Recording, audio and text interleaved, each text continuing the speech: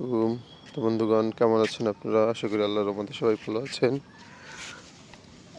যে বাড়ির গাছের আম দেখুন কত বড় বড়, সব পাতার নিচে লুকিয়ে আছে, আরও আছে এই পাশে। কিন্তু সকালবেলা একটা আমার সাথে ধোঁকা হয়েছে। কি বিষয়ে ধোঁকা হয়েছে আমি দেখাবো আপনাদেরকে।